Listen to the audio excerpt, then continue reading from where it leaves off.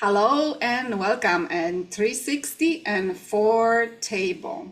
Today we are sitting to review the 2024, our journey, our successes, our challenges, our lessons with Kate Brown, Healing Essential Alchemist, Angela Blaha, Transformation Mentor, Miriam Wiedemann, a Galactic Astrologer, and Sabina Myszka, who is missing in action, but we will post her interview at the end of this one. So it seems like we have quite an alchemical lineup at our table. Everybody is doing something, everybody is creating, and you ladies have definitely created some sort of organized system in my life, and you have guided me through this year or supported me through whatever I asked. So I do appreciate you all. Also, my friends who are our guests here who will have a chance to collaborate and ask questions. Thank you so much, everyone, for coming in and joining me in this 360 and 4 podcast. So, how is everybody doing? I hope you are doing great. You look great. You look refreshed. Very good. Let's start with the first question.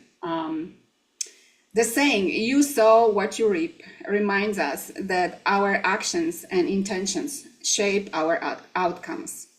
As you reflect on 2024, what seeds did you plant at the beginning of the year? And how does your harvest look like today? And we're going to start with Kate Brown. Yeah, it's been an interesting few years for me. I feel like I'm kind of on a 3, 4 year arc right now. That's kind of what I planted or what has happened in my life that has really changed a lot of things around for me. So I feel like the harvest is coming. Um, um, and but it's been interesting. So it's a lot of great things, and I think for us and having you there was a really big part of our aromatherapy retreat that we did this spring. That really felt like it was a real growth moment for a lot of people, and planting those seeds and having really some in-depth interactions with people in a different way that felt really powerful. And for me, some of what has happened this year is really a clarity on, what my goal is, my mission is moving forward. And I feel like that is evolved through the years from one thing to another. But, that need to create safe community and for women and for women who are really looking for purpose and to create a bigger impact in the world, and how important that is to give, especially as we age, that we feel like that time kind of, I think, closing in on us. And if we haven't lived our life in the way that we wanted to, how can we make those changes? How can we bring that forward and create that sort of impact, that lasting impact, and amplify what we're doing as we move into these really our most productive decades of our lives from 50 to 80. There's some pretty good science behind that. So that feels like that's been like really important for me this year, is to connect with that. And I'm really seeing how there's a lot of people out there that need that, a lot of women out there in particular, because that's really my audience. So uh, I that that's what I would talk about, kind of think for this year about that, the reaping what I sow, that all these years of coming together to kind of get some real clarity on that this year. Yeah, definitely. I agree that last retreat was really different for me because it was the very first time that I actually was standing on the other side and teaching or telling the class, other than sitting in behind a table in a chair and listening. So it was a big deal for me. This is a big deal for me. So yes, I am totally grateful, and this is in my harvest basket also. Angela, how about you? Well, let's see. 24 has been a total change in what I do as business wise. It's actually been a total change in who I'm becoming as well, is the depths of intuition have taken a drastic change, not only in myself, but in the entire consciousness. And I'm here to shift consciousness. And so if I'm not shifting myself, like I feel like I'm just stuck, so stagnant and just ugh. So I'm always looking for change. I think that that's one thing that's consistent for me is change. So the seeds that I sowed, so what I got intuitively at the beginning of the year was I had to change from being the noisy world, which is all about, speaking, that kind of thing, which I was doing a lot of, to completely art. And it was, and it's, seeing is believing is really the consciousness that we're moving into, because we are coming from a world that is so full of lies and mistrust and deceit and control and domination.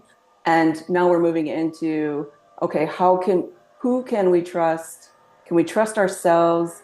What is it that we're literally growing to? This whole new world thingy is really, that's what I preached all last year was we have to create a new world. And what do we really want in a new world? Like I couldn't even answer that. I mean, I can maybe have a couple things, but honestly, if I'm gonna create a new world, what do I want? That's Right. really the question. That's the seeds, right? Like, so I'm asking that constantly. That's one question that we all can keep asking. And I Yeah. feel like every day I wake up and I ask myself, is it really what I'm doing is what I'm supposed to be doing? Am I going the right direction? What do I want to do next year? And I feel like you have to be like that open window every day, bringing in the fresh air and see what comes in and what sticks in, right? Yeah, for sure. But I think Um, that we also need to see harvest as, what can we harvest every single day? Like right. I don't feel like it's out there in the future waiting for us to be harvested. I think that we either ignore the harvest, aren't worthy of the harvest, we let it's too small, like we're so addicted to drama, that we don't actually acknowledge the harvest when it's actually every minute of every day. So yeah, so I harvest a lot. It's a great approach. Yeah. Miriam, thank you, Angela.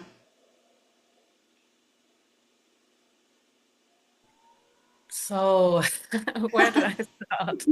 I know you have a lot, right? I would like to start with actually the review energy, because we are presently in a review energy in the year. We are in the so-called closing days before the winter solstice, where we take inventory of the last year, and we actually do what Angela just said, and Kate as well.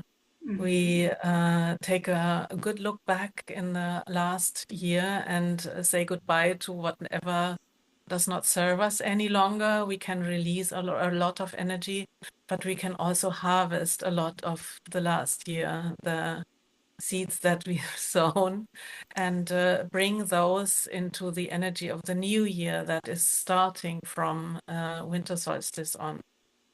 So it is a beautiful timing that you have set up this round table today, because this is actually the topic this is the time quality. Aren't we in So, sync, huh? and I love that. I love how we embody the greater influences, um, the cosmic influences in our being. For me, the year was a year of great change. I finally decided to let go of everything that represented for me existential security, and Ooh. and I took the leap of faith. And I have been preaching that to my clients. And as Angela said, at some point we have to embody that, what we preach, right? So I Yeah. decided in the end of June to go fully galactic, as I like to say it. And I'm a galactic astrologer now full time. And it Yay. is truly rewarding. Yay. Mm, It's beautiful. it I is. had experienced your services, what you can do. So totally grateful for everything that I have learned from you. Thank you so much, Miriam. For myself, because it's only fair if I mention what I have in my basket, other than this beautiful community, you beautiful ladies, knowing you, learning from you, absorbing that knowledge and expanding on it, and asking those questions. And if I can't find the question, I channel Angela. No, just kidding. Because she is great with questions. So yeah, I am really grateful. All the friendships, all the knowledge, and yeah, and those questions that keeps me moving forward. What's next? Is it the right place? And a really great way of looking at harvest as the beginning of the day comes in. What is my plan for today, what I'm doing, and harvesting at the end, completing everything or most of it, right, if we could, during the day. Next questions. What was the most significant personal or professional breakthrough you experienced in 2024? The big deal, that success. Kate. So I spoke with somebody in August who threw out to me that my husband was going to have a health issue in October. And I have to say, and I did not share that with him. And so, like, for a couple of months, I'm like, okay, so what is this going to mean for us? And shortly after that, I started a program where we set up what was going to happen, like a goal for us to have by the end of the year. And part of what we did was we put it somewhere, we read it every day, we picked it up, we touched it, we got together twice a week in this group. Every time we put voice to it. And part of what I put on there was that by the end of the year that I would do some things in my business so that I could call my husband, and by January 1st, he would be able to retire. And so but in the back of my mind, there's also this like thing about his health that I'm like, okay, what is this going to entail? And so the middle of October, I get a call from his like second in command he works for he ran a car dealership for a lot of years. And it was like his sales manager calls me and is like, hey, Kate, think we're taking Bruce to the ER. And so I'm like, okay, I'll meet you there because they're on one side of the hospital, I'm on the other side. We meet there, and he has this neurocardiogenic syncope, basically has an overdeveloped fainting response. And so he had one of these episodes, but it was a little different than what he had had before, and some things. And so his boss came in, and his boss is the son of the man that Bruce worked for almost 40 years. And he passed away about 2 years ago. And so the son comes in, who's now his boss, and says to him, Bruce, I had to carry my dad out of here. I don't want to do that for you. And so from like October 14th, by November 1st, the decision was made for him to retire. I put a number on what I wanted to bring in for my business for that year. They offered him a severance package, basically, of that exact number that I had put down on my thing. So it like that whole manifestation and how powerful that is when we speak it, when we put a date to it, when we don't have to ask how it's going to happen. And from a health perspective, he's actually healthier, a month late, or 2 months later than he was like the middle of October, because now he's not working 60 plus hours every week, and all of the things that were detrimental to his health. And so it was such a huge breakthrough, and it's been a big shift in, of course, our life. We're still kind of getting used to it. I work from home. Now he's home all the time, trying to get through that, but, kind of figure that all out. But it was just so powerful, and the power of the universe, that when we ask, and, that I got this little, message from someone, back a few months before that, and that I saw that instead of being as something difficult or something bad necessarily, that it was going to be a shift. And the shift has actually turned out to be really good. So I would say, of all the great things that have happened in the last year, that's probably the one right now that feels the most profound for me. Wow, what a story. Wow, great. Really good. Thank you. Thank you for sharing. And just when I do my, put my goals and write, like I have 2 or 3 of them in front of me now, but I always put, like if it's by December 31st or before, or a certain amount of money or more, or a certain amount of people I'm going to, help with or more. And so it was just, interesting that the universe decided to speed up my time a little bit here for me. So It was just right timing. Thank you so it much, was, Kate. yeah. Angela? So I see things, like Kate said, I see things as shifts. Like I don't see them as traumatic events or big, moments where I have to like really pay attention, or there's no trauma or drama. Let's put it that way. And so, I expect some sort of a shift every single day because I thrive in change. So, I do expect some sort of a shift every day. I think the one thing that I went to a retreat, and usually I'm the one doing retreats, but I went to a encaustic art retreat in someplace out west. Can't remember where the heck it was, near Salt Lake City. Anyway, and what I witnessed were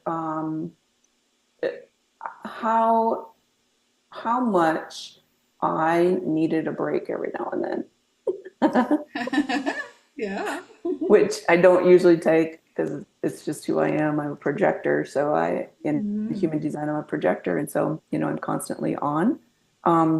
Even though we're supposed to rest, I get plenty of rest. Don't worry about that. Anyway, it was very exciting for me to be in somebody else's creative studio, and how much I grew just in those 3 days. Like literally my own skills is what I've resonated the most, was my own skill. It went from knowing I had skill to knowing I had really good skill. So that was a game changer.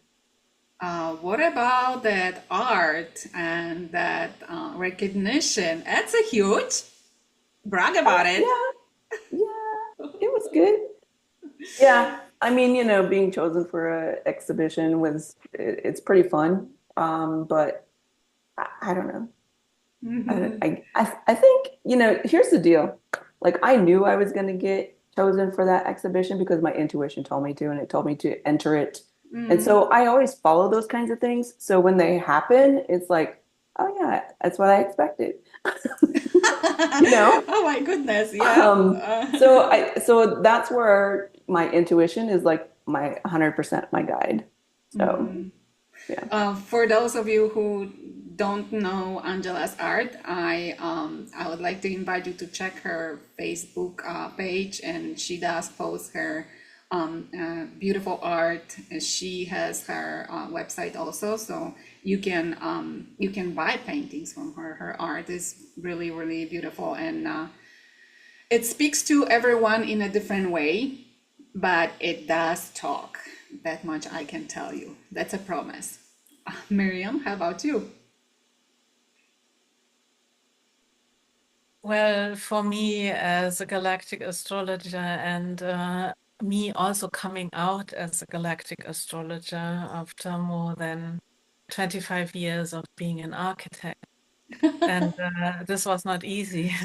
Suddenly talking about esoteric stuff, about star families, which we also could describe as aliens, and ourselves being aliens on this planet. This was a huge thing. But the moment that was pivotal for me this year was the entry of Pluto into Aquarius, obviously, because it represents not only my own journey of coming out, because Pluto has accompanied me as the transformational planet that it is, the planet of change. Angela has probably a very good. I don't remember where her Pluto is falling. I have to look it up again. Anyways, so yes, Pluto, after 1.5 years going back and forth between Aquarius and Capricorn, finally moved into Aquarius, and it will stay there for the next 20 years. And this is a huge thing for us collectively, because it is the beginning of a new era, and it will be completely different from anything we have experienced before. And we are now able to determine how things are going to play out in New Earth. It is so spectacular. And I resonate with Angela. We don't know how it's going to look, because it will be completely new. And we haven't thought it up yet. We haven't experienced it. So therefore, we cannot know. We only know by going one step after the other. And this is into the complete unknown. And this is so exciting. So this is definitely the moment of the year I have been looking forward to for a long time. And it has arrived, and a lot of upheaval has started, as you know, and it will not end pretty soon, I believe, because those transitions are always chaotic, but they are paving the way for new structures for humanity and how we want to live together. And this process for sure is irreversible, and it will bring us to places we would have never imagined. So I look forward to that. Yeah, that Pluto, that little baby Pluto. Yes. It sure brings a new stuff that we get to deal with. A lot of changes, a lot. Yeah, I don't. It urges us to change. It urges ourselves to transform ourselves. It is not Absolutely. bringing things. It is activating the transformational power within us. And this is what is going to be so spectacular in Aquarius, because Aquarius is the future that is in front of us. So Yeah. we transform into our future selves now. Yeah, definitely. So I'm thinking, I have a vision in my mind now, looking into your eyes in a mirror each day, and seeing the changes that are happening internally within us and externally too. I mean, we are changing. There's a lot that is changing within my physical body. There's definitely a multitude of changes going through my mind, and the experiences that I get to feel every single day now. It's definitely, well, baby Pluto is working its way through everybody's life right now. Okay. Reflecting on the people you guided or collaborated with this year, what was a memorable moment or impactful lesson you gained from them? Kate? If I can just go back to Pluto for a minute, and I promise then Sure.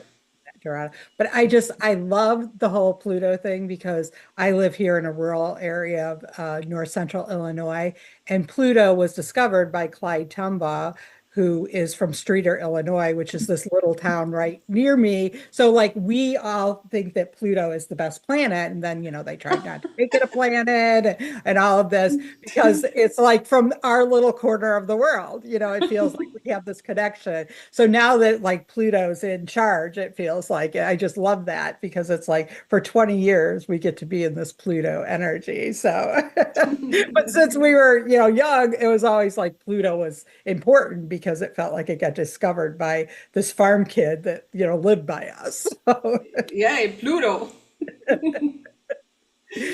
so but I think what I discovered, what felt really important in working with people is to see people be so brave. To see them take those steps to transform their lives, to make big, powerful decisions, and to really choose to do what was right for them, even when it felt like they were getting a lot of pushback from the people that were close to them, or were telling them to second guess themselves, or all that, and to be that sounding board and not telling them ever what to do, but just to allow them to voice what it was that was important for them. And I had a couple of different women in one of my groups who made big decisions on where they were going to live, like buying and selling property and building houses and things like that, that they really didn't know what to do and were really uncomfortable making those decisions. And it was so cool to see them get brave, to have that courage to take those big steps, and be able to really choose what was right in their life path and their life purpose. And those are the kind of moments that I remember, is when things like that happen, when people stand up, that really, summon their courage and transform their life for the better for themselves. And, now are on a different path for themselves and living in a different way, that they've shifted. In one case, it totally shifted her community, better for her. And so now that she has more of a community where she lives, and how important that is, when you see that, at least for me, how important that feels to see people be able to do that transformation for themselves. Absolutely. I totally agree. I totally agree. How happy it makes you when you create something that becomes a tool of growth for others, that helps them shift, and make their lives better and make themselves looking at life from a different perspective and expand. Totally. Thank you, Kate. Angela? So first of all, Pluto and I are like this. I love Pluto energy. Okay, I would agree with Kate. My clients had like astronomical shifts this year, and they weren't hard. I mean, they were once they went and put themselves first, became very authentic with themselves. Like the shifts were just dynamic. Lots of them doubled and tripled their own incomes. A lot of them like shifted their careers, like big, big things that were so scary for them in the beginning, but they had giant shifts. And it was very easy to take these sort of giant shifts this year, which was, as long as you're playing with the energy and you're moving with energy, the cosmic field, like change is really easy. It's when we're in resistance to the energies, the natural rhythms of the world, the earth, the universe, that things get hard. And so I think that was, yeah, Brittany can attest to that. Yeah. I think this was the most powerful year for like these big shifts, these big transformations, and to do them very easily. Like it's been a fun year. I love 24. Yeah, it's the last few years definitely been a little bit with some challenges, but I agree, every challenge was bringing growth each time. excuse me, there was what I call wall in front of me after I crashed it or went through it. However, I'm missing the word right now.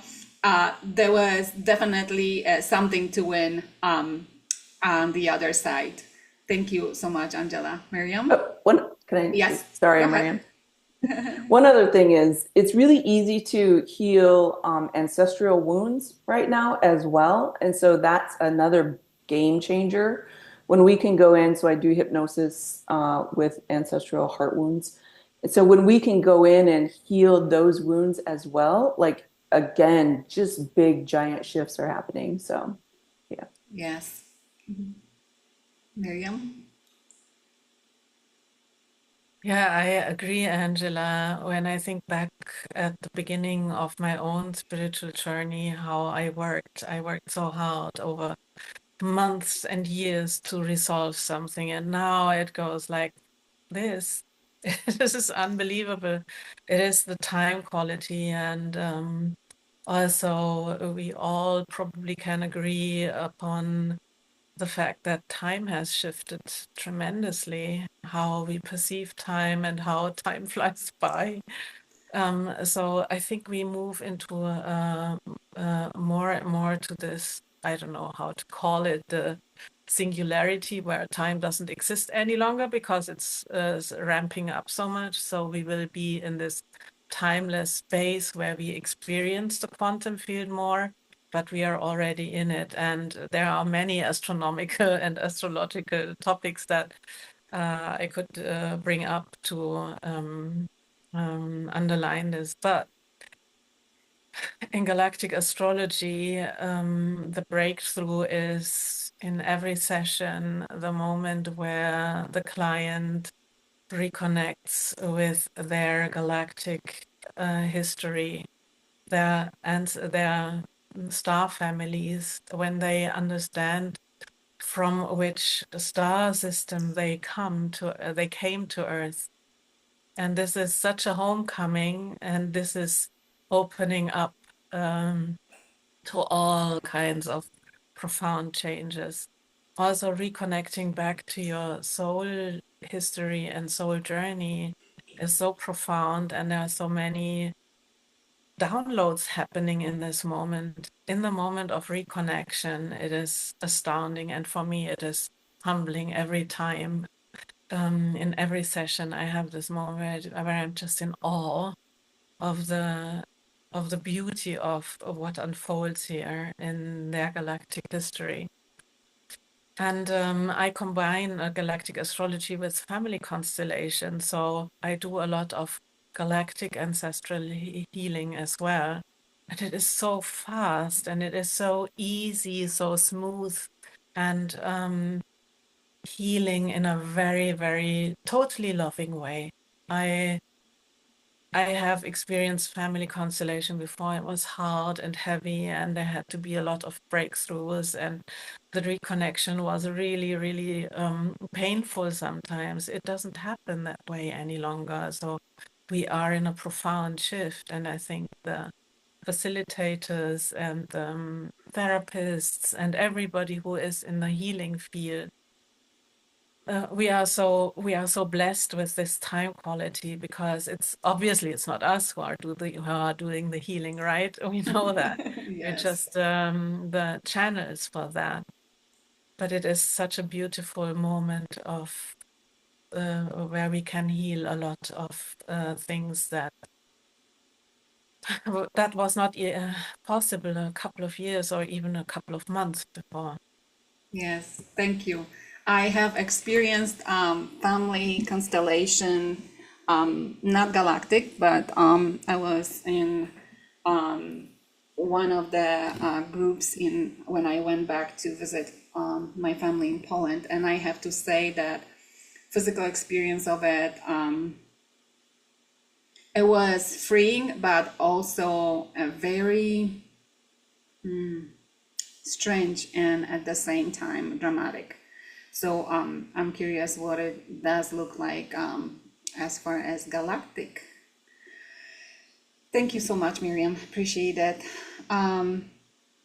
Were there any unexpected challenges or opportunities in 2024 that shaped your journey or shifted your perspective? And I know probably already touched a little bit on that, but if you have anything else to add to it, Kate?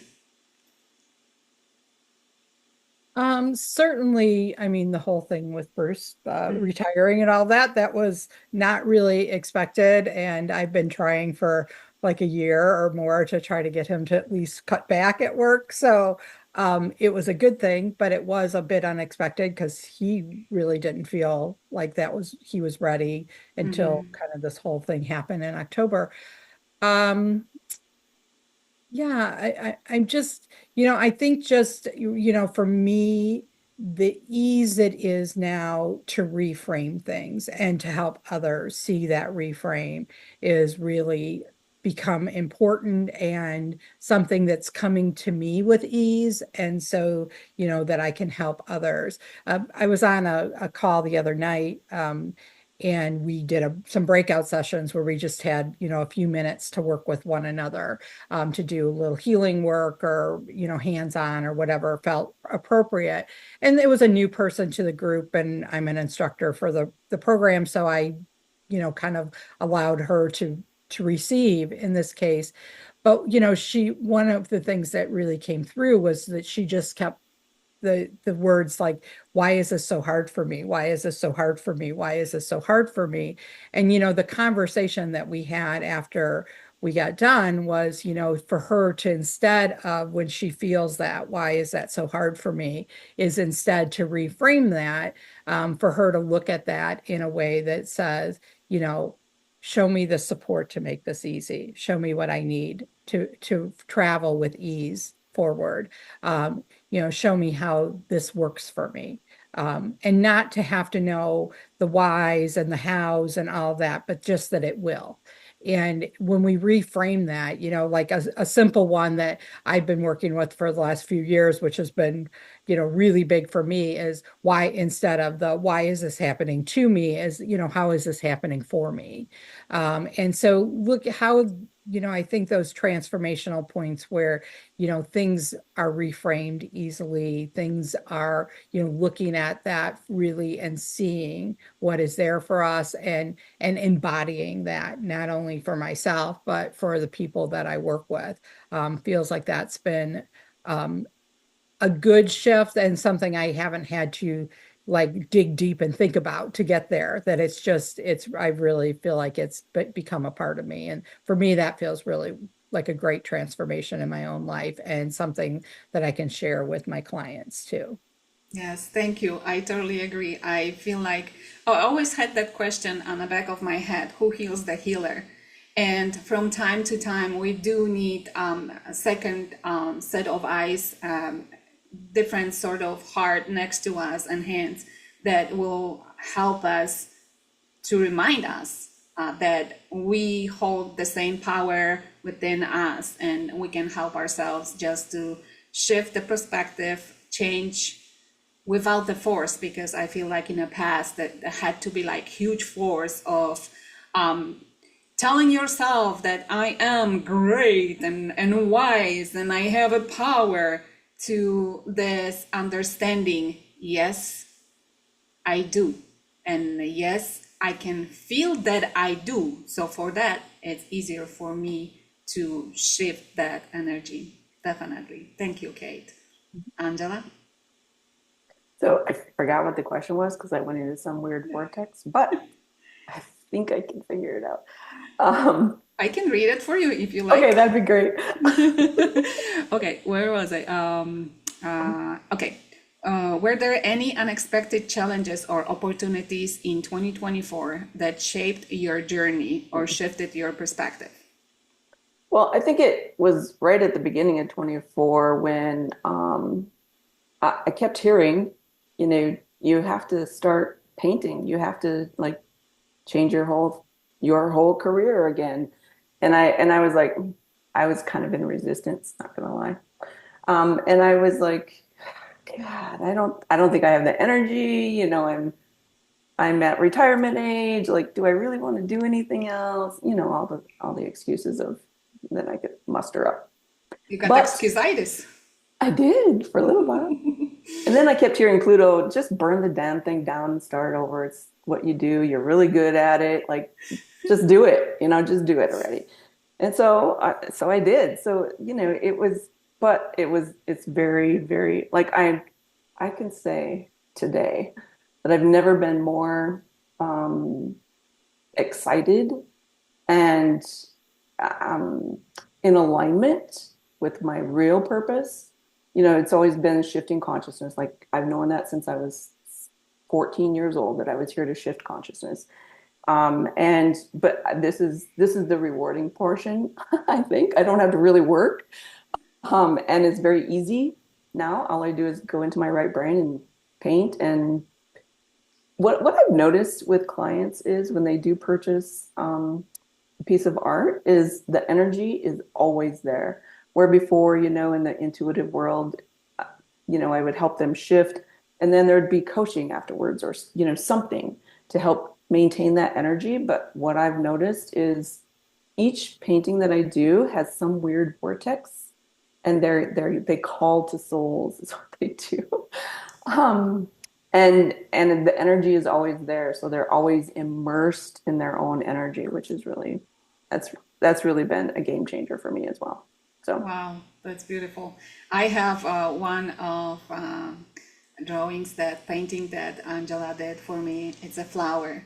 And after that, she had another beautiful, I don't remember if it was a flower, but to me, it looked like that floaty, light summer dress that would move with a light breeze. And it's just the energy of that art. I totally agree. It lives in it, and it's always there. As soon as I put my eyes on it, it's there. I can feel that energy.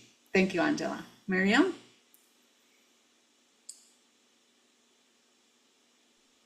Well, the transformational moment was the moment I decided to really to really make the transition from my public service job to self-employment, let's say. This was huge.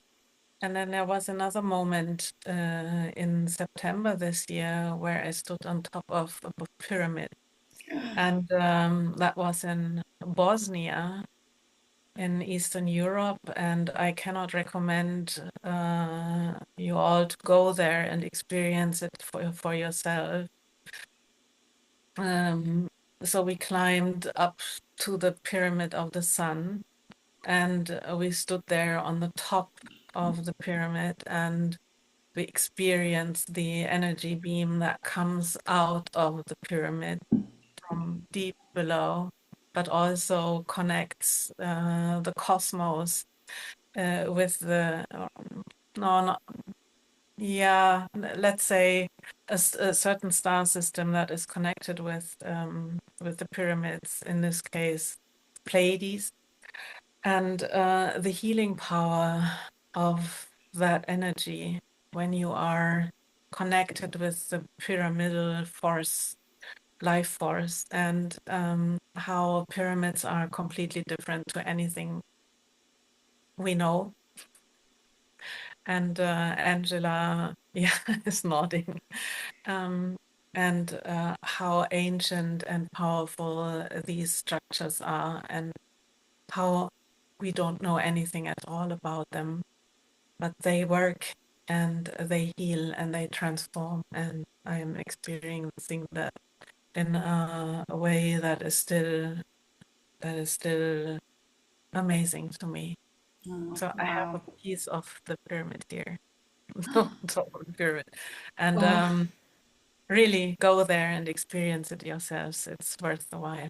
you are allowed to take piece of pyramid home. Well, the pyramids in Bosnia are a bit of a controversial thing because they were discovered 25 years ago, and they look like mountains, Ah, mountains in a mountainous area. Bosnia is very mountainous. but all the parameters fit to a pyramid. The direction to the cardinal points, north, south, west, east. There are five of them.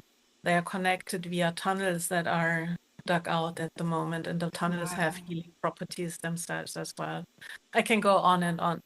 Look them up and It's amazing. take a flight to Sarajevo and then go to the pyramids. Definitely sounds amazing. Thank you, Miriam. How did you nurture balance and alignment in your life across your physical, emotional, mental, and spiritual well-being this year? Kate?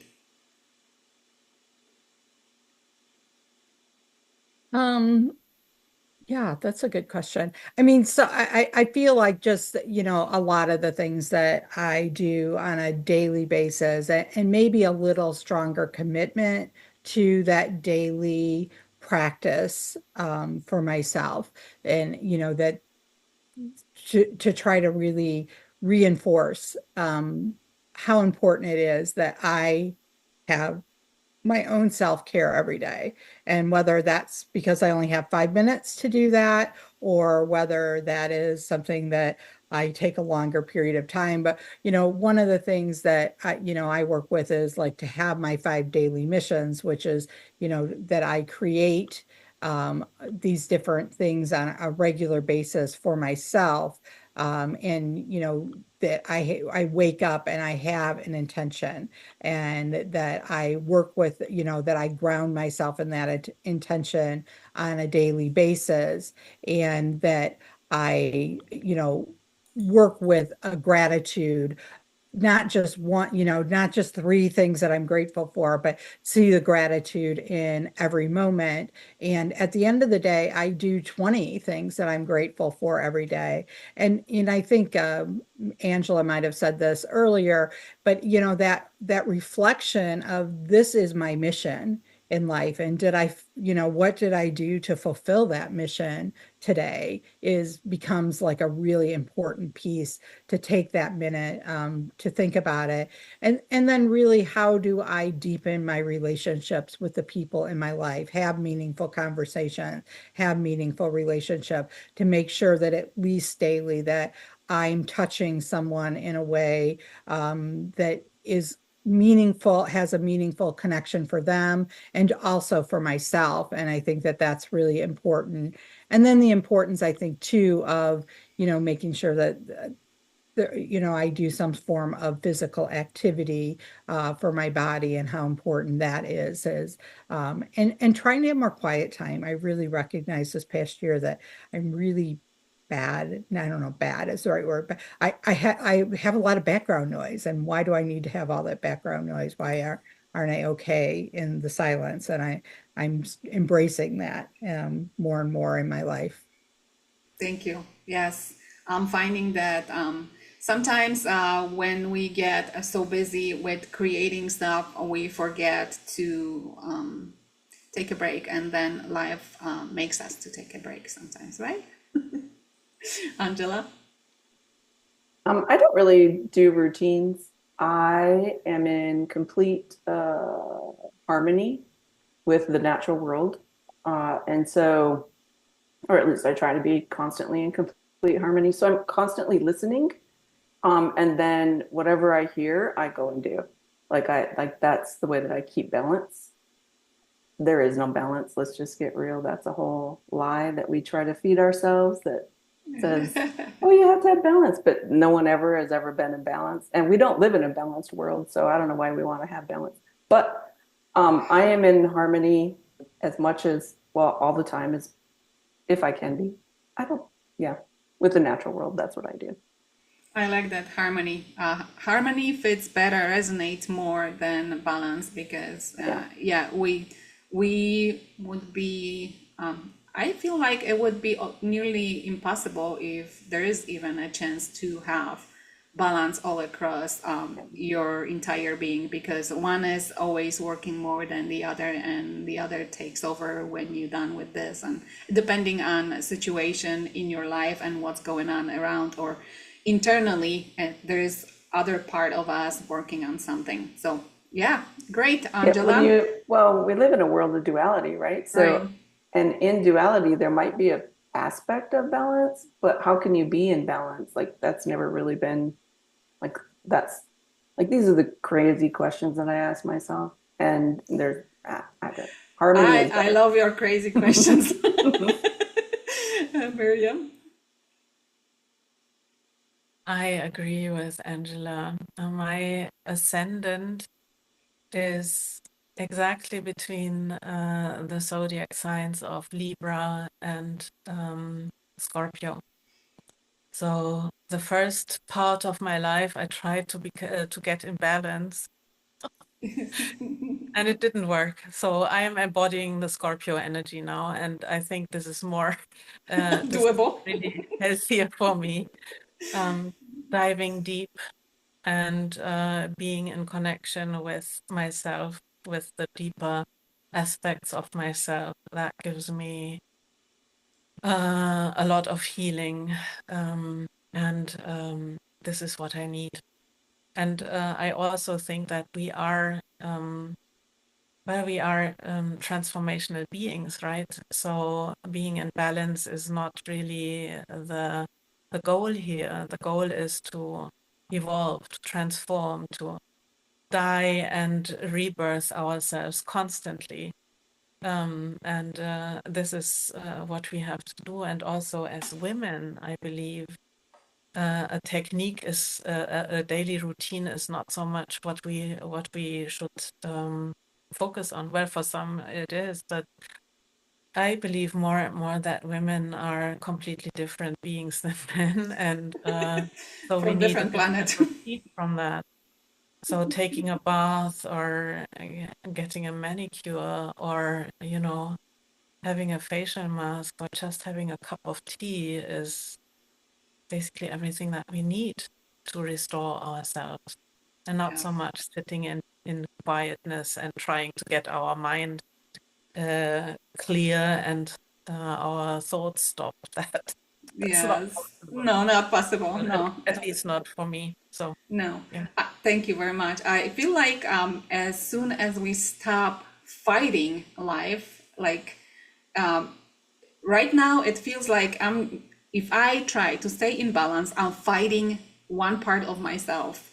And as soon as we stop fighting that and we go with the flow, we get that harmonious wave, right? In life, we just go with the flow.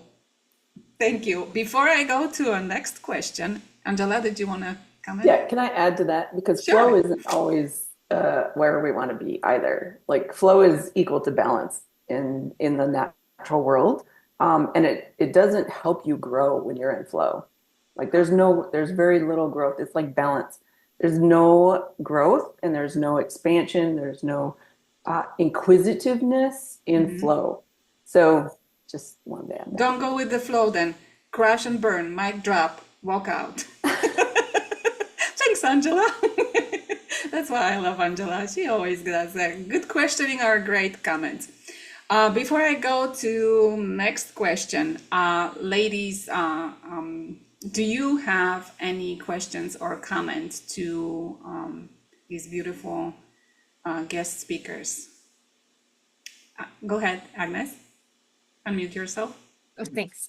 So what's the alternative then to being in a flow? Because when I think of being in a flow, it's just like what you said called harmony. Just like I'm always in like random chaos. I don't seem to be able to follow a routine or stick to routine. So it's more like, I don't know, whatever life takes me, I try to stick to certain things or take care of, responsibilities. But otherwise, like I guess I consider it not balance, but more like being in a flow. But that's not, what is being in a flow or what is not being in a flow? I guess I'm confused about like how the term is being used in our society.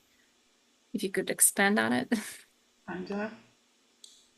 I think Miriam could probably answer this first because she's from a whole different culture. And it honestly, it really depends on culture. Like here in the US, we live in a world of duality. Like our land mass is dual. right? We go through extreme temperatures, we go through, we have earthquakes, we have tornadoes, we have all these kinds of um, natural things that happen, but they are in duality. Other countries don't necessarily have that. And so when you're looking at flow or harmony, you really have to look at where you are land mass wise. Because I live in the prairie of the Midwest, and it's very dead here. Energetically, it's extremely dead, which is why I live by the river, because now there's water, so water has a flow to it, right? Or it becomes very angry at times, and it's highly affected by winds where I live. And so, you really have to, like, are you going with the flow with the wind? And are we like harmonizing with water? And are we allowing water to take energies from us or transform energies from us that really don't? It's really about, for me, it's about listening, and listening to what's being called forth or what's being asked of me. That is when I'm in flow. When I'm out of my left brain, and we own several companies. And I do all the book work for those companies. And so it's very left brain work, right? But even when I'm in left brain work, I'm not in left brain work, like, because I'm constantly listening, right? So I think that could be considered a balance or a flow or a harmony, because I'm doing both. When you can take the right and left brain and combine them and and do all the things, is being multidimensional. That I feel is flow for me. But Okay. I don't use any of those words. I use harmony. Okay, so as long as I follow with my internal guidance what comes in and it agrees internally with me, I can call it I'm in the flow, if I understand that in this way. Otherwise, stay in harmony with the universe. Yeah. Olga, do you want to ask a question? Make a comment? You are muted, honey. Sorry, bad click. My computer is playing funny. I made a comment on the Yeah, I saw that. chat, but I can speak. Yeah, I was just asking about going on this conversation of flow. What about the balance between the masculine and the feminine energy? I know it goes up and down until, the waves goes up and down, and we try to keep that, sustain it. So what about the thoughts about this one? To anybody who wants to answer. Miriam, okay. Yeah, good question. But I think we have to explore both sides simultaneously. And we experience this, for example, in our relationships. We experience it by being in our left brain or in our right brain. We experience this in day and night, cold and hot, and we experience it constantly in ourselves because we have masculine and feminine energies, and we can even very clearly see them in our astrology chart, but also in our galactic astrology chart, because many of the star systems we have visited and lived in explore this duality between masculine and feminine also, especially in Orion star system, but also in others, where the duality aspect is even more extreme than here on Earth, and we are in an extreme environment regarding this.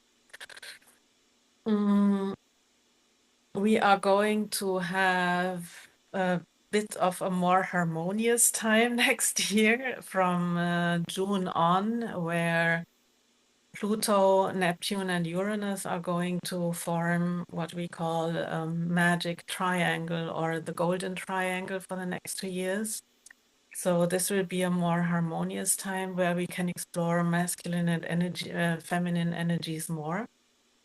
And I also want to add that next year we are going to have a Venus year in Western astrology and a serpent year in Chinese or in Eastern astrology.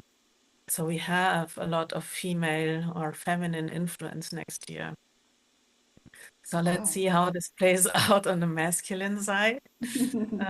We have Mars-Pluto opposition, a lot of fiery warrior energy too. So let's see how this plays out. The question is, how can we stay in harmony? I love that. Angela, I think I'm going to borrow this from you because We all take it. harmony is not balance. Harmony is a vibration. And I agree. And the question is, how do we explore this vibration within ourselves, but also around us? Thank you. And the more we are aware of the vibration within us, we can, vibrate it out. Right. So Yeah. to me, thank you so much, Miriam. It feels like if I need to make a tough decision, my masculine energy will take over or guide me, right? When I need to when I need the softer part of myself, then the other energy will support me. And depending on where we are at in life, one or another is coming through. And it feels like the same with any other energy, whatever it's needed and how much of it it's needed in a time being, that's when we draw that in or from to us, right? Yes, Angela? Well, of course, I'm gonna, Yeah, oh, go ahead. Collaborate. right. So I think that we have a belief that's wrong about masculine and feminine energy, because I know that my feminine energy can be extremely fierce. Has nothing to do with masculine kind of energy, but it can be like the thing that changes everything. And masculine, I think that we have these belief systems here that are just like, can they be true? Sure, if we believe them, but what if we change them? What if we change them to be more, I don't know, neutral, or not necessarily neutral, but what if we change them so that they're both the same? There you go. Because my masculine energy can be extremely lazy, and supposedly the masculine energy is the doer, but mine is not the doer. It's my feminine energy that is the doer. So, I think that we need to really sit back and say, okay, well, what's authentic within me? Mm-hmm. That feels more in harmony for me is, okay, well, what's my authenticity here versus trying to label it masculine or feminine? Mm-hmm. Yeah, and if I can just add, I think too often masculine and feminine energy gets connected with male and female stereotypes, at least here in the US, and that's these old stereotypes that are no longer, and probably should have never been really in existence, but are certainly no longer the way we look at ourselves for many people. And so I think there's that. And just I would throw in from an aromatherapy perspective that frankincense is the paternal, the masculine energy oil, and myrrh is the feminine energy oil.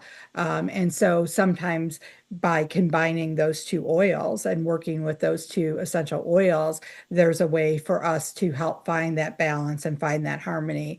And for me, I always, muscle test or use a pendulum of how much of each, because we may be feeling like not in harmony with one or the other. I know in my life, it's felt like for some parts of my life where masculine energy has been very much in control, and for some parts, feminine energy. And when I have that harmony between the two is when my life feels like it works for me, and whether we want to use the word flow or not, where it feels like I'm not pushing against something all the time, or I'm not beating my head against that brick wall, where, you know, that path is easy to see, and I can move forward with ease, and things you know, reveal themselves quickly and easily to me.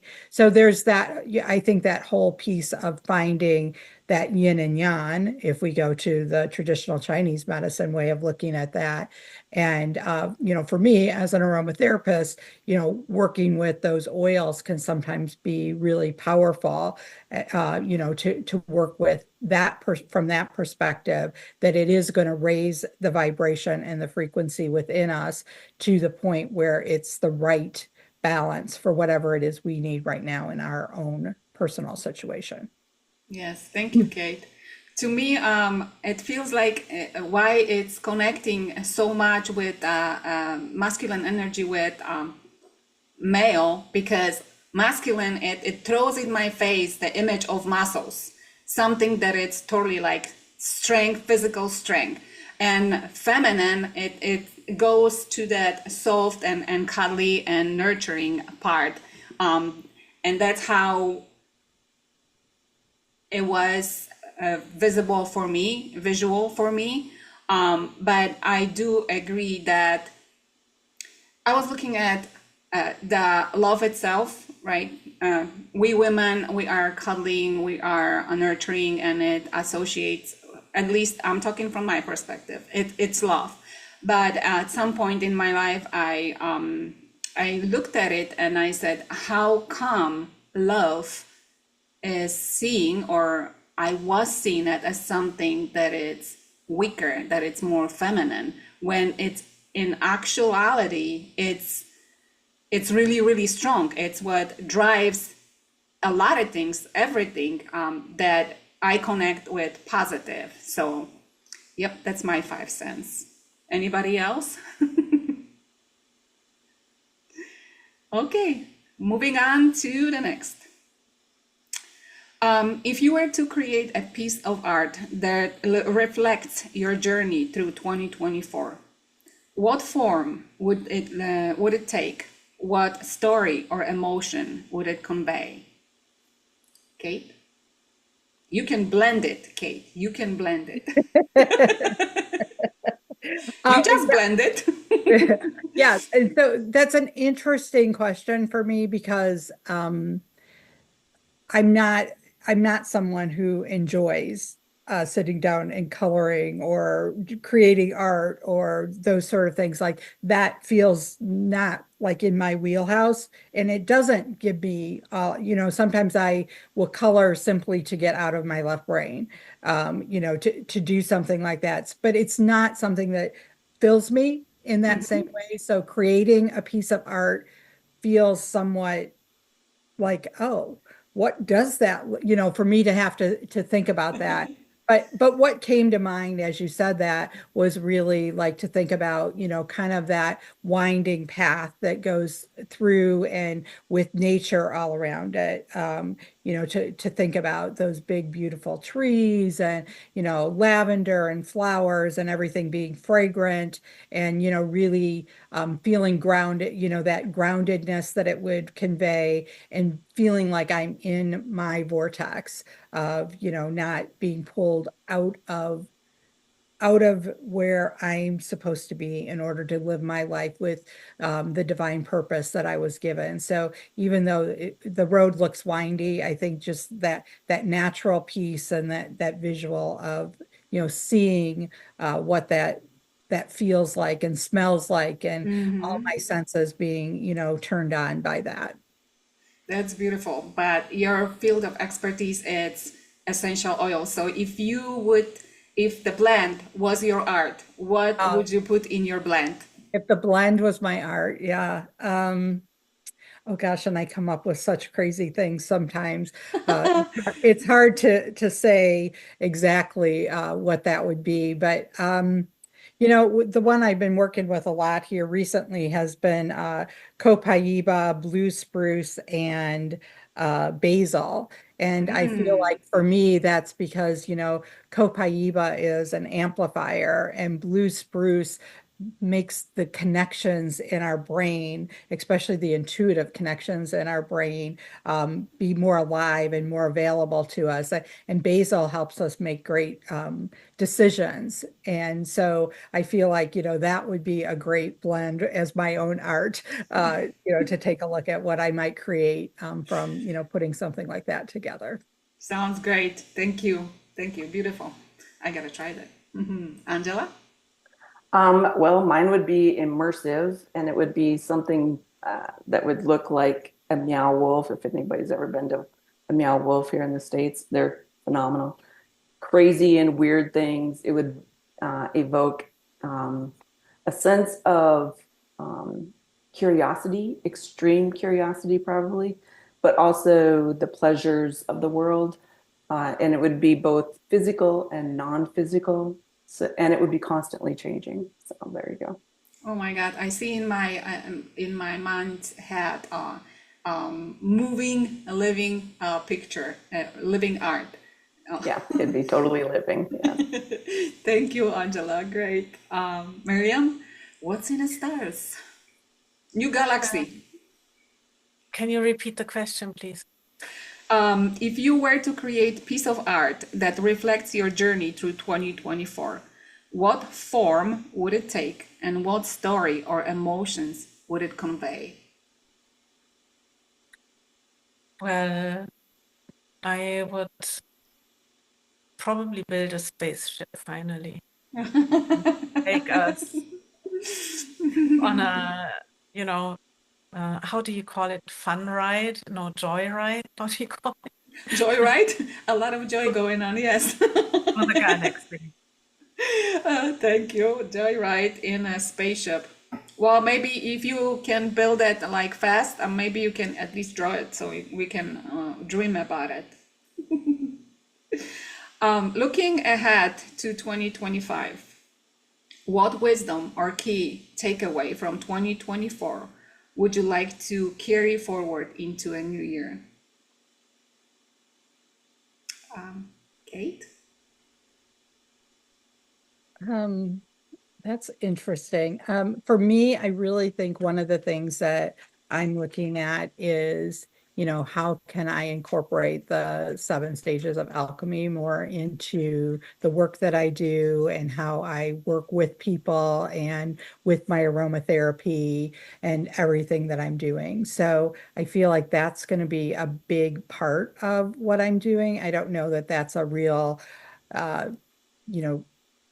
great thing to say, oh, here's my key for 2025. But the other thing I really feel like is that magnetization of who needs who. And so that those connections are starting to happen within the world, within the universe from an easier plane. And that connections are going to continue to connect. The vibration of the earth has continued to raise here fairly dramatically from what it's been in the last couple of years. And can we continue that and understanding that as that continues and as these good things, as the vibration of love becomes more prevalent, that also is bringing out a lot of things that aren't in people's feelings that don't quite get that yet, and how we are going to have to face some of those challenges and how we can continue to love everyone and realize that as we can heal ourselves, that is part of the process to heal the rest of the world.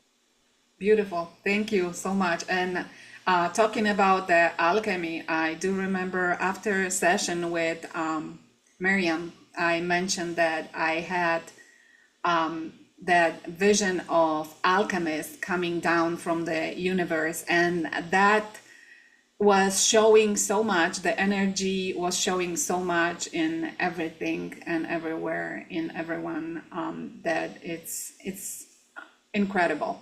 Just thinking how simple things in life are actually alchemical process. Even your cooking, right? You go to the kitchen, you throw a few things in a pot, and poof, there's that wonderful dish. And I was calling it the alchemy of cooking. But it is, and it is, and exists. Angela? I think for me, looking forward is going to be about being extremely curious. Curious. I mean, I'm curious no matter what, but in order for shifts to happen uh, not dramatically, but very quickly, I think the curiosity has to be ramped up and um, into a genius kind of a state because when we are shifting consciousness, like humans, we move very, very slowly when we shift or when we change or when we do anything, the alchemy of it. Like we aren't instantaneous, even though we want to be instant, we aren't because we have the physical to deal with.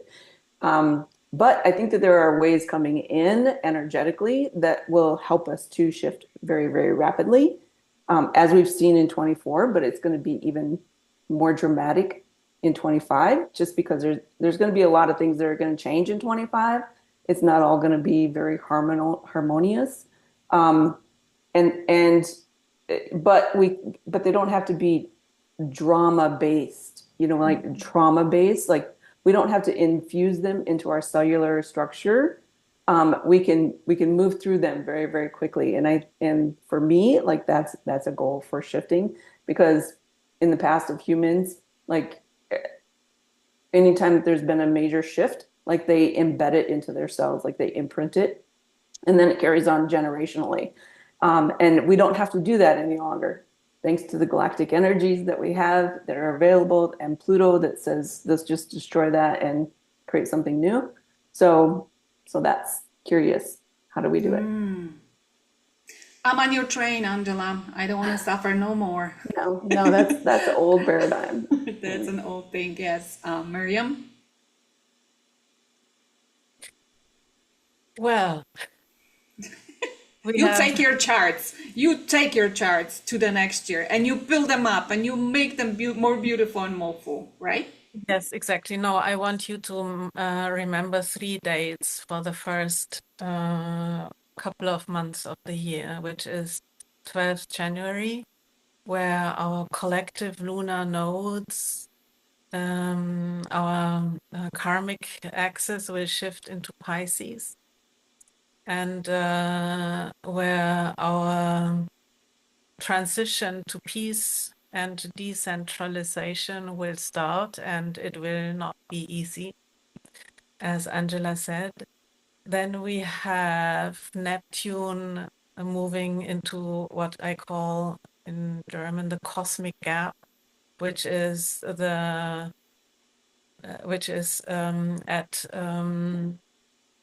zero between Pisces and Aries, 0 degrees Aries, where a lot of cosmic impulses will come in, and we will have a lot of galactic activations happening from that time on. So, did I say the 30th of March? That's the date. Okay.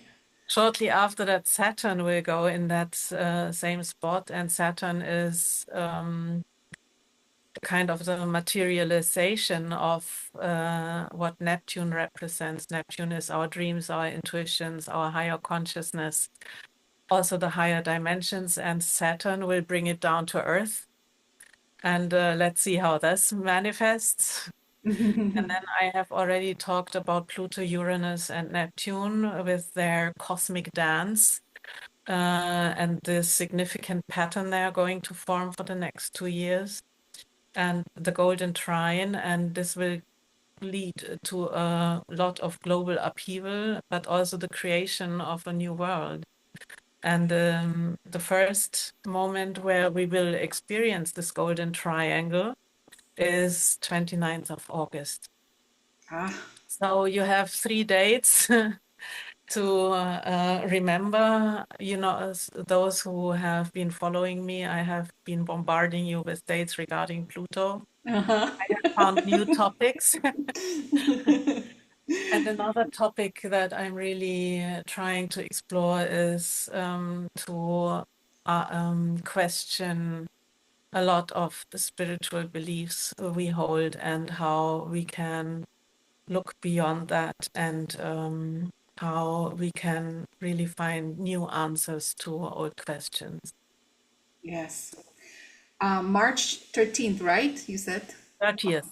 No, 30th. Okay. Friday. 30th and Yes. August 29th. Okay. Thank you very much. And so we are approaching the end of our podcast, and I would like to ask you one last question: how we can reach each of you, what you have on your plate currently, and how you can support others with your services, with your work. Kate? One of the things that I have coming up that people might be interested in, if you like aromatherapy, we do an annual aromatherapy retreat. Dorota is going to be one of my featured speakers this year. You can either come in person or we live stream it around the world. So it's available to everyone. Agnes, I think, is coming again this year, right? Yay. But it's a lot of fun, May 1st through 4th. It's here in Illinois at a really incredible space. I think we have 5, maybe 6 in-person spots left. But we have a live stream, and we do a retreat in a box, so you can get all of the things that go with the retreat to work around with us. And we've got a lot of really fun things coming up. We're going to do some drumming for trauma and some acupuncture stuff and a whole bunch of really cool speakers. And Dr. John Mesmer is coming to talk about essential oils and acupuncture. Everything has a little aromatherapy perspective, but it's not just about aromatherapy. It's really about self-help and self-care and self-growth and connecting with other like-hearted people who really want to do that. So that's one of my big projects that I have coming up for 2025. Oh, so I gotta add to this one. Aromatherapy retreat is the place where healers heal themselves and help each other heal, right? Absolutely. Yeah. In a fun Everybody way. there is a healer, whether they're the speaker or they're, attending, every person there is a healer. So it's so incredible. Yes. A great group of women that come together, and sometimes a couple guys. We're going to have at least 2 guys there this year. So Yay! Novelty. Thank you, Kate. Angela? So I will continue painting. I also have the Numinous Guild, which is where we come together monthly to move into that right brain. We do all kinds of fun activities and explore that side of us a bit more. Miriam and I will be starting a podcast in the new year that's going to break down all the belief systems. Woohoo! Who knows what will happen with that, but we're just going to basically channel information. And then retreats are starting to roam around in the conscious field over here again. So yeah, those are the things. Wow, that's great. So I joined Angela's Numinous Guild, and I gotta tell you, I don't think of myself much as artist as far as painting, drawing, and stuff. I used to do it in the past, and I just yesterday found my old drawings. But it's different. It's a different way of creating art.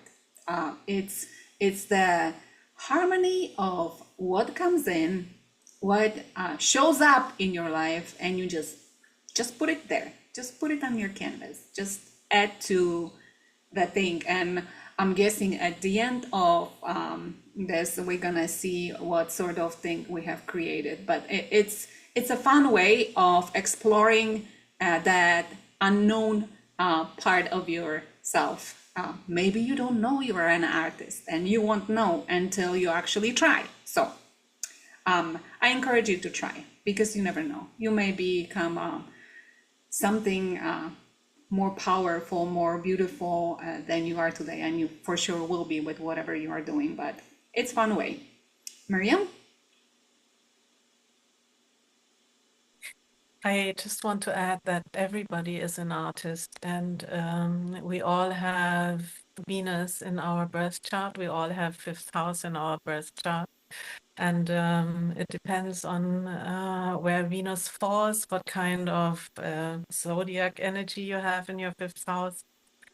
And we are all creative beings. That's what makes us human, I believe. And this is definitely something well, let's see if Angela and I will talk about this.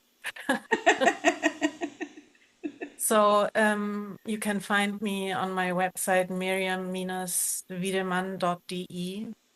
I'm based in Germany, so DE at the end. And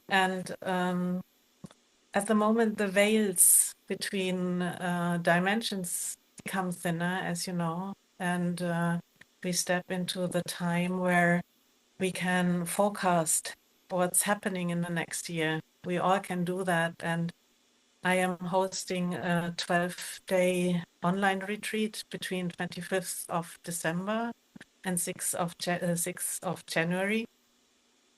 And we travel through the next year together. Every day represents a month of the coming year. And we can cast our wishes. We can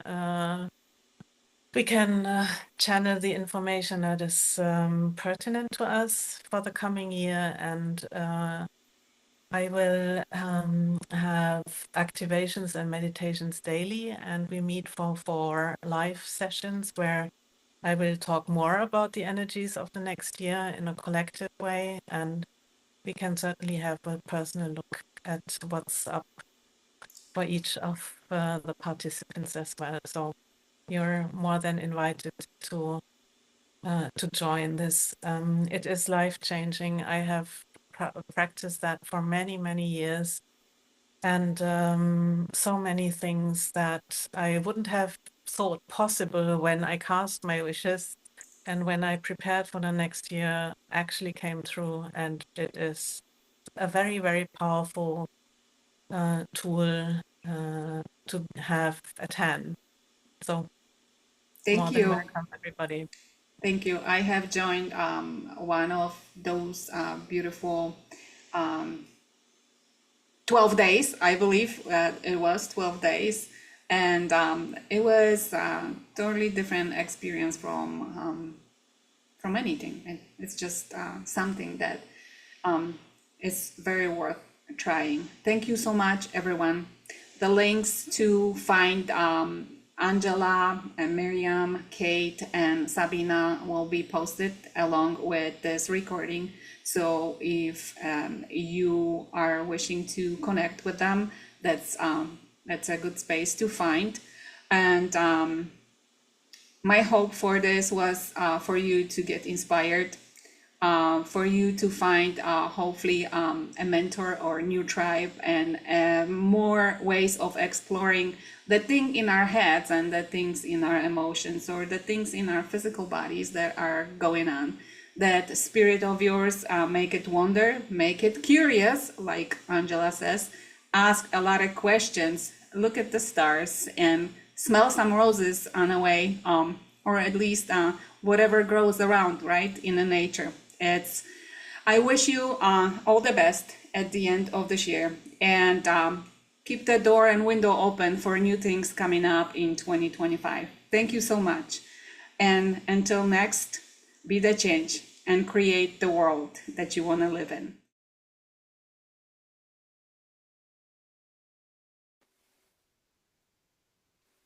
And here we are at 360 and 4 table with Sabina Myszka, my dear friend and co-host of our joint podcast, the Cosmic Unity Temple Podcast.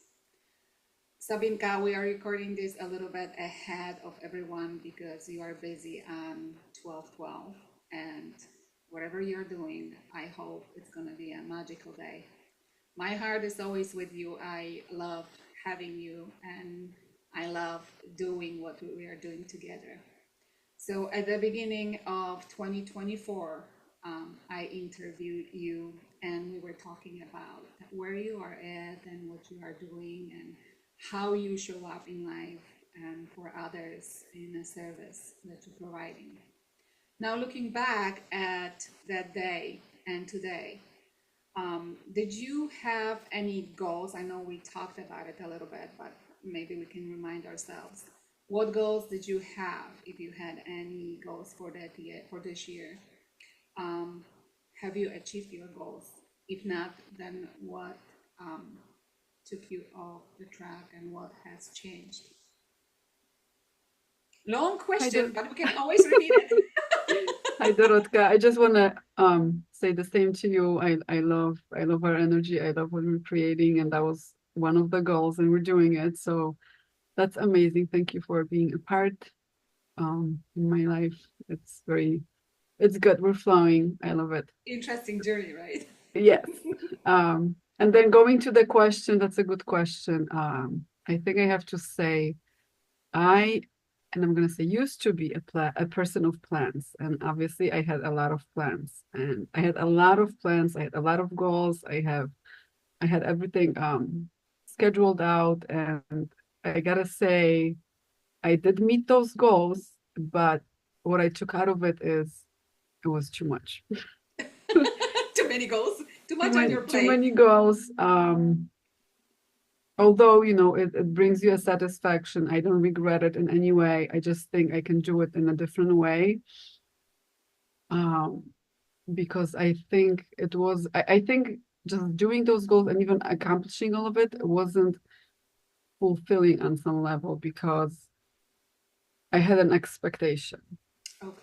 All right. And that expectation is, a plan, is like a program, you kind of.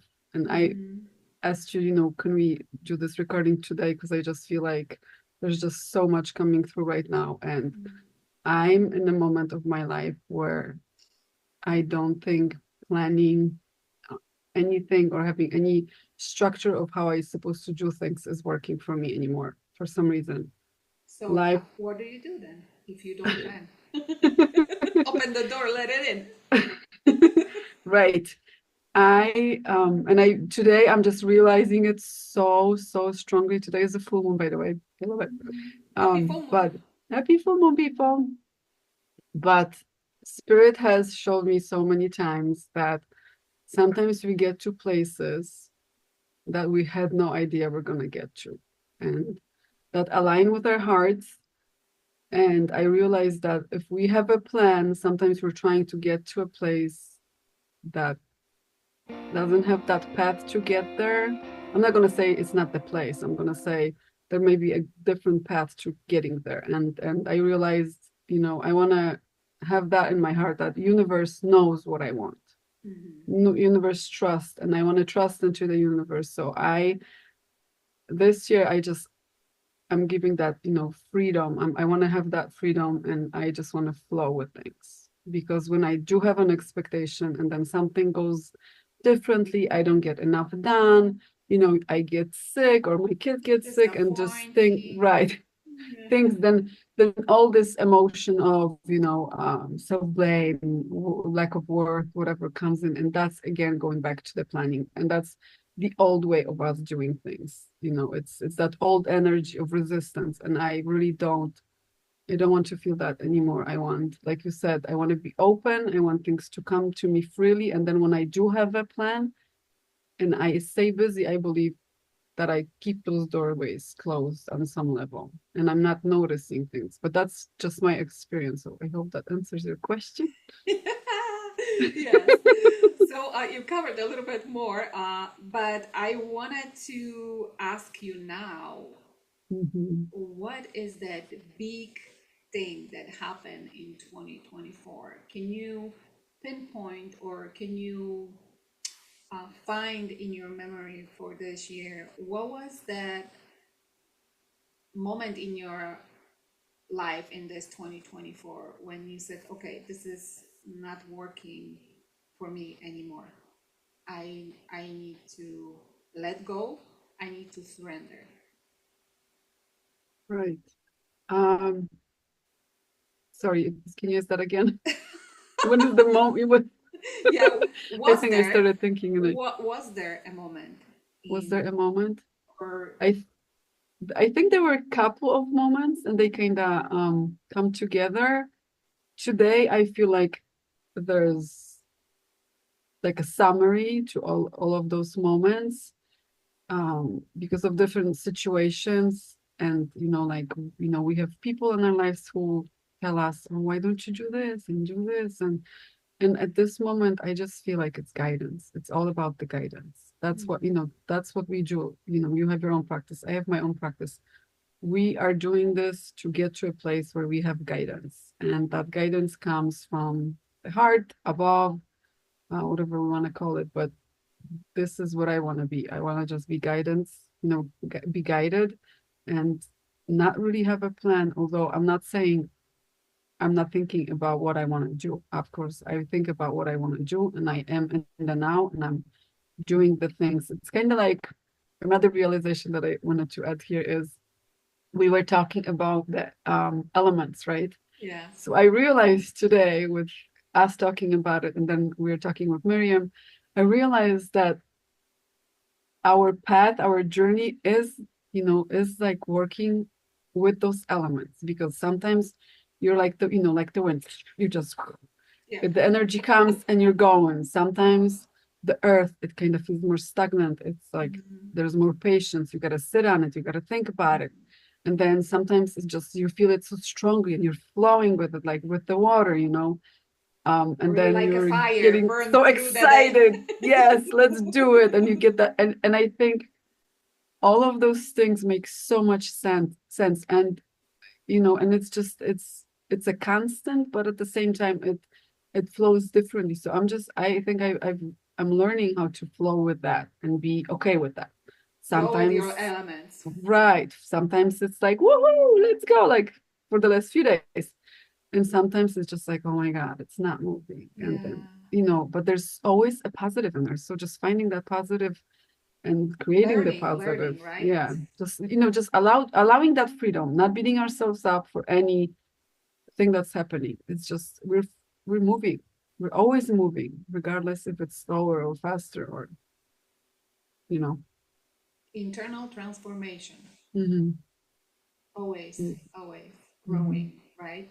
So Right. take yourself from the beginning of 2024 and the way you were serving others. And now at the end of this year, do you see any changes in the way you approach Mm-hmm. your clients, your friends, your family? Right. Yes. And that was my realization again today, the biggest one, concluding everything else. I don't have any expectation of this. I just feel like I'm of service. I've learned that why we are here, we souls that do light work and help others. We helped ourselves. We're like, oh my God, I gotta tell everybody. I feel so much better right now. I gotta just share and share. And it's like, oh my God, I want to do this, and yeah, we want to do this, but I'm realizing more how much of a student I am, and that every experience that comes my way, it's me such a big learning. And when I am open onto that learning, new experiences come, new teachings come. And I decided I'm gonna sit in that seat right now. I'm gonna be the student. Not saying I won't work with others, no, but it's just I know how much others bring into my life. Like, we decided we're going to do a podcast, and just watching ourselves on the screen, watching ourselves talk, watching ourselves interact. It's just such a teaching, such a learning. It's such beautiful experience. And I decided today that this is what I'm going to do from now on. I will go and be in the now, and I'm not going to think about what I want from it, because as I said, that was not working for me. I was getting stressed. I was worried. I was thinking about, okay, I got to do this, this, and this. And you know what? Spirit doesn't work like that. It just doesn't. It has its own flow. Things align in its own time. And there's nothing we can do about it, So we jump on a school bus and we go forward. Yeah. And whoever jumps on the bus, yay, let's go. Yeah, let's go with us. Come on, travel. And somebody with us. wants to It's get always up. fun. Okay. Right. So we're not planning for the future, but we're thinking about the future. And when we think about the future, instead of planning, we can just dream and Right. direct because we still have that energy that needs direction Right. from us. We ask the universe to bring things into our lives, but we need to say exactly what we want, right? So if you would create, or if you would talk to the universe today about the dream that you would like to be fulfilled, what this dream would be about, other than sitting on a bus and learning along the way. Where's the bus driving? Well, the bus will take me where I need to go. So I'm trusting the bus. The Okay. bus knows where I need to go to get the experiences I need to be of service with who I am. Do you know What how else? you want to serve others? Is there a different way? Because you are an artist, you paint, you open new ways of seeing things to others, the new perspective through your paintings. You activate the energy within others through your paintings. So if I would ask you paint 2024 as a path and then paint 2025 the way you want it, what is your painting about 2024 and what is your painting about 2025? Deep questions, my friend. Deep Oh, yeah. Oh, questions. it's deep. I think the new painting would have way more imagination in it, because this is, whatever we want to create, whatever we want to do. And if universe knows what I want, I'm just gonna put it all out there. Mystery. I It's a have mystery. I know we are. That's the thing. That's a good actually word for it. It is a mystery, because I mean, I'm doing so many things in my life that I really have never thought I'm gonna be doing. And as I go through those experiences, my body reacts. Then I learn, oh, I got something in a store a few days ago just for that. And it's like, we have to trust that we're doing what we're supposed to be doing, but we really don't know what we're going to do. Exactly, or how are we going to do it. And it's like the same when they talk about the healing world. I mean, a while back, I've heard from other people that they said that some of the healers, have trouble doing their work because they are used to their old way of doing things, and those energies change, and we have to step out of the box and and try new things. And there's new souls who come, they are different, they do things differently, and we have to adjust with all of that. So that's what I mean. It's like, it's a mystery, you don't know, so just not think how it's supposed to happen. It's just let it happen. So the 2025 painting is open space. Oh yeah. Go and create it. Go and create and keep on moving. And if you feel that you gotta move, change it, move it, step out of it. Just focused energy and go with it. What about 2024? It's something that we are at the finishing line. So how would you paint 2024? If you were making a cover for the book of 2024, what would you put on that cover? Yay! That's Tricky. You will have to probably pause this video for me to figure out and come back with that. That's a good question. I would have to sit with it for a little bit. I can't just it's deep. I would have to go deep to answer it. So I'll help you a little bit by Sure. maybe painting my own. So the book of 2024, as one of the images from my meditation, was white cover. And decision I have made at the end of 2023 that my 2024 will be year of healing. It was year of healing was my decision, but how that's gonna happen, I had no idea. Who I will meet on the road, what the experiences of 2024 will be. I had no idea how they're gonna look like. So all I asked is for people who will support the change within me to come forward. And look at this. It's a space that I have not imagined to stand in before. Huge. Right. Huge. Yeah, I think, okay, I get what you're saying. You're right. There was a lot of like-minded people that connected together in that year. Like we started, I think, finding each other. Yeah.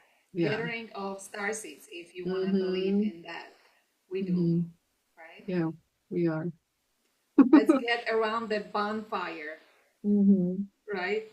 Right. And let's get to know who we are and to know each other, know ourselves, and how we can stay connected, work together. Being so different, like the notes in the music, but creating beautiful music, Mhm. right? Because we are That's different. That's so true. It's like you and me. You know, like when you're talking to me right now and you're mentioning dates and thinking, and that's not me.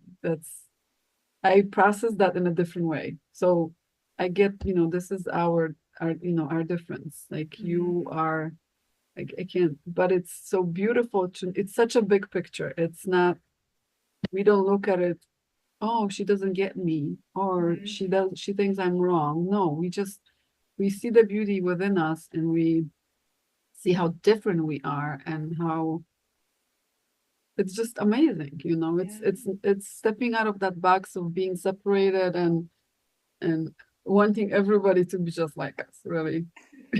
Yeah, we do. We definitely did learn throughout the year a lot. And for myself, I can tell that what used to come with months and years sometimes to realize right now is something happened, boom, and I look at myself, where is that thing in me?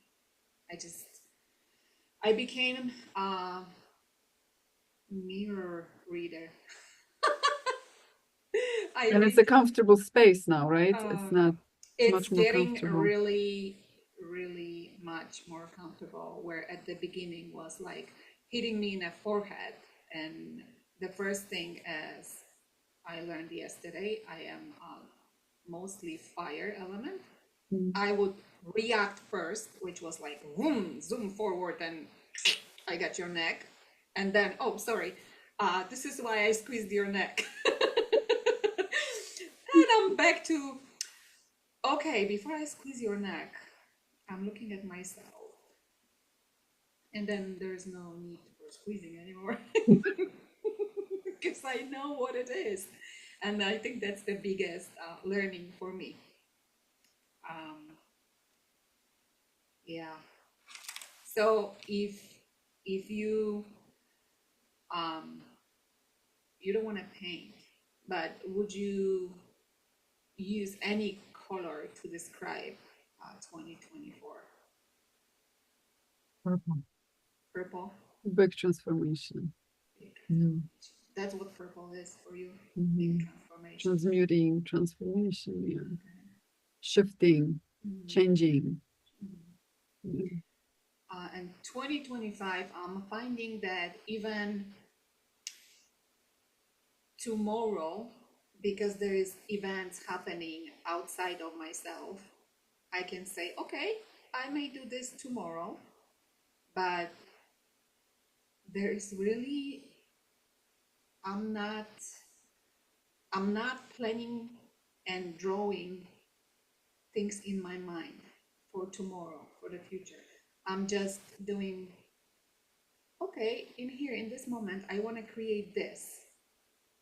It's really strange where we were and where we are at now. It's so much different.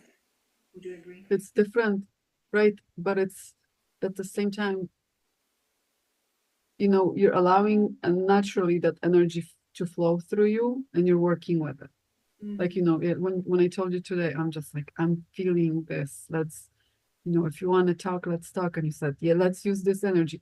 I absolutely love that, because That's what it is. It's recognizing what we're feeling, and yes, let's ride this horse, you know. And sometimes the horse is tired, and it's okay to just sit down and let the horse regenerate, you know. Sometimes it's so wild. Right. Or sometimes it needs to eat something, and then so you know, you gotta get inspired with some other things. And we don't know how we're gonna feel, like, you know, how the planets are gonna affect us tomorrow, what's gonna happen in the world tomorrow, how is that gonna play a role? Yeah. We never know. There's just so much happening right now, and you can plan on something for tomorrow, but tomorrow might be completely different, and then, Exactly. you know.